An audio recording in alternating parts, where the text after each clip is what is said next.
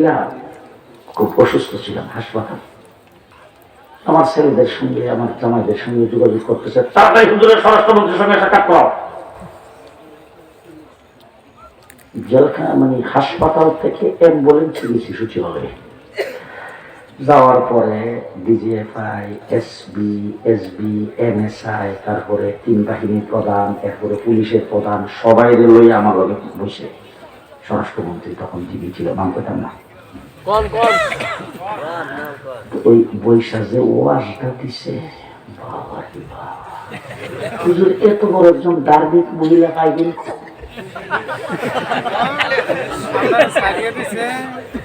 হ্যাঁ, মাথার কাপড় কোনদিন পড়তে দেখছে? এ পর্যন্ত বেলা অস্থির 5 ওয়াক্ত নামাজ টাইম মতো পড়ে, তাহাজ্জুদ কোনদিন কাজা না। ফজরের নামাজ পড়ার পরে কোরআন তেলাওয়াত না করে কোন কাজ করেন না।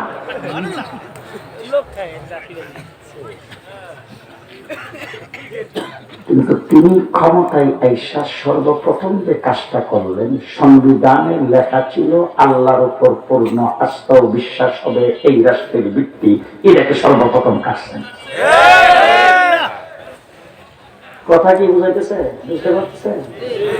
কিন্তু করবেন বলে এইবার ইতারের নাম ওয়াজ, প্রত্যেকে বলো বিরোধী আনছো, 12টা পর্যন্ত বসায় রাখবো, ইতারের নাম ওয়াজ। কালকে 100 বার কয়েন জাকির সাহেবের বলে দেন, সামনে যেন দাওয়াত না দেয়। যা করতেছি সব কোরআন থেকে ভালো করে শুনেন। 1 নম্বর। 2 নম্বর, আপনি আমি মুসলমান, এইখানে আইসা বসছেন, কে আনছে বলেন? জি আল্লাহ। এইখানে আমি আপনাদের সামনে কথা বলতেছি, আমার জবান থেকে একটা শব্দ বের হচ্ছে। এই শব্দগুলি বের করছেন কে? আল্লাহ। আপনারা শুনতেছেন, শ্রবণ শক্তি কে দিয়েছেন? আপনাদের ব্রেন দ্বারা কথাগুলি ক্যাচ করতেছেন, সেই শক্তি কে দিয়েছেন? এখান থেকে উচ্চ বাড়িতে যখন যাবেন, যাইতে পারবেন কিনা সেই শক্তি কে দিবেন? আল্লাহ। জি আপনি আমার 24 ঘন্টা ভরসা থাকবে কার উপর? কার উপর আস্থা থাকবে? ঈমান থাকবে কার উপর? তাহলে আপনি আমি সমস্ত কাজ যখন করব, প্রত্যেকটা কাজের প্রথমে আপনাকে আল্লাহকে স্মরণ করতে হবে।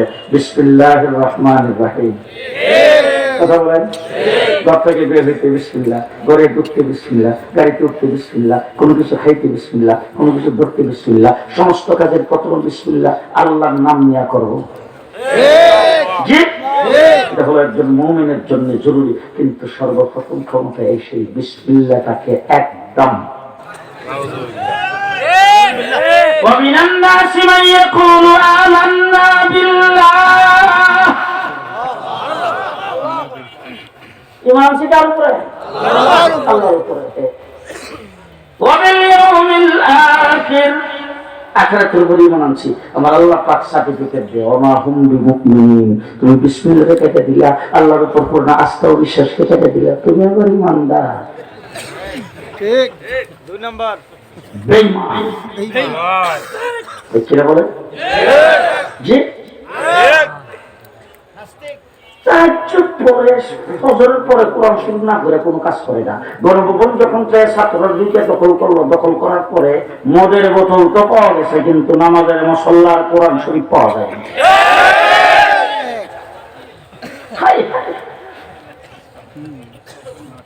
আমরা মুসলমান, আমাদের আস্থা এবং বিশ্বাস থাকবে আল্লাহর উপরে। আজকে অন্তর্বর্তীকালীন সরকার সংবিধান নতুন ভাবে প্রণয়নের জন্য কমিশন গঠন করেছেন। আজকের মাহফিল থেকে দাবি জানাবো, সর্বপ্রথম সংবিধানের মধ্যে লিখে দিতে হবে বিশ্বাস আল্লাহর উপরে। রাজি আছেন? রাজি আছেন? রাজি আছেন? ইনশাআল্লাহ। 2 নম্বর, সংবিধান চলবে কোরআন হাদিসের ভিত্তিতে। কোরআন হাদিসের সাথে সাংঘর্ষিক কোন শব্দ সংবিধানে রাখতে পারবে না। ঠিক কিনা বলেন? 2 নম্বর কথা বলতে চাই, আমরা সবাই মুসলমান, আমরা মুসলমান হিসাবে এই দেশে বসবাস করতে চাই। এবার বলেন তো, আমরা এই দেশটা মুসলমানের দেশ, আমরা এই দেশে বাংলা ভাষায় কথা বলি। কোন ভাষায়? আমাদের পার্শ্ববর্তী কলকাতা কোন ভাষায় কথা বলি? বাংলা ভাষায়। আমাদের পূর্ব দিকে ত্রিপুরা, আগরতলা কোন ভাষায় কথা বলে? বাংলা ভাষা। আমাদের সিলেটের পূর্ব পাশে হলো আসাম, কোন ভাষায় কথা বলে? বাংলা ভাষা। তাহলে আসামও বাংলা, ত্রিপুরাও বাংলা, কলিকাতাও বাংলা। তাহলে কলিকাতার তারাও বাঙালি, আমরাও বাঙালি। এই জন্য তসলিমা নাসরিন একবার স্লোগান দিয়েছিল, এপারা বাংলা ওপারা বাংলা। তাহলে ওই পারেও বাংলা, এই পারেও বাংলা। আমরা 1947 সালে যখন ইংরেজ এই দেশ থেকে বিতাড়িত হয়েছে, দেশটা যখন নতুন করে আবার স্বাধীন হয়েছে 47 সনে বিজাতি তত্ত্বের ভিত্তিতে, তখন কলিকাতা পড়ছে হিন্দুস্তানের অংশে, আমরা পড়ছি পাকিস্তানের অংশে।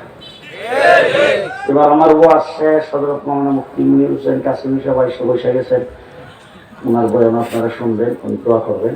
আমার ওয়াজ শেষ, আপনাদের দিয়ে বাকি ওয়াজটা করাইয়া আমরা বাঙালি হওয়ার পরে বাংলা ভাষায় কথা বলতে আল্লাহ পাক যত নিয়ামত দান করেছেন, সবচাইতে বড় নিয়ামত যেটা দিয়েছেন সেটা হলো ঈমান।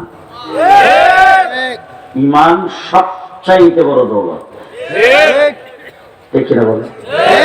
আল্লাহ ইচ্ছা করলে আমাদেরকে হিন্দু, বৌদ্ধ, খ্রিস্টানের ঘরে জন্ম দিতে পারত, কিন্তু মুসলমানের ঘরে জন্ম দিয়েছেন। জীবনে হয়তো অনেক ওয়াজ শুনেছেন, ছোট বাচ্চা যদি কাহারো নাবালেগ বাচ্চা ইন্তেকাল করে, হাসরের ময়দানে সে আপনার জন্য সুপারিশ করবে। কোরআন কারীমের হাফেজ 10 জনকে সুপারিশ করবে, আলেম 70 জনকে সুপারিশ করবে, শহীদ সুপারিশ করবে, নবীরা সুপারিশ করবে। এরকম ওয়াজ শোনেন না? অনেক শুনছেন। কিন্তু আপনি সুপারিশের মালিক কখন হবেন?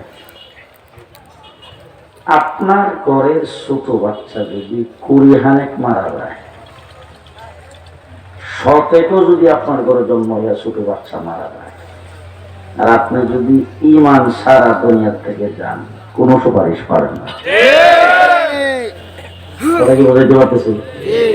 হ্যাঁ, হাফেজে কোরআন যদি আপনার ঘরের সন্তান, শত শত সন্তান যদি হাফেজে কোরআন হয়, আপনার যদি ঈমান না থাকে,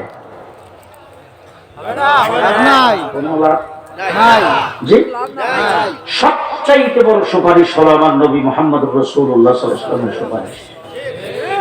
বলেন, কোন নবী পর্যন্ত আল্লাহর দরবারে সুপারিশ করার সাহস পাবে না। হাসরের মাঠে আল্লাহ পাক একটা নাম ধারণ করবেন, তার নাম হলো কাহার। খুব কঠিন, অত্যন্ত রাগান্বিত। বিচার কার্যই শুরু হবে না। হাসরের ময়দানে আধা দুপুরে সূর্য আসবে, মানুষ জ্বলতে থাকবে হাসরের মাঠে। আল্লাহ পাক রাগ করে বসে আছে। এই অবস্থায় মানুষগুলি, আমরা যারা জেলে ছিলাম, অনেক আসামি জেলখানার ভিতরে আমাদের কাছে দোয়া চাইছে। তো দোয়া যারা চাইছে তাদের অনেকে এসে বলছে, হুজুর অনেকদিন পর্যন্ত জেলে আসছি, এখন হুজুর দোয়া করেন একটু এসপার উসপার। বুঝলেন? অনেকদিন পর্যন্ত জেলখানার ভিতরে কাটাইতেছে, কিন্তু এটা মানে লিন্দি হইতেছে, কোনো বিচারের রায় হয় না, খালাসও পায় না, বেলও হয় না। তো প্রাথমিক অবস্থায় তো পরিবারের লোকেরা চেষ্টা করছে জেল থেকে কিভাবে আমার আল্লাহ পাক সার্টিফিকেট দেন, ওয়া হুম বিমুমিনিন। তাই মানলাম না কেন? বাবা জেল থেকে যখন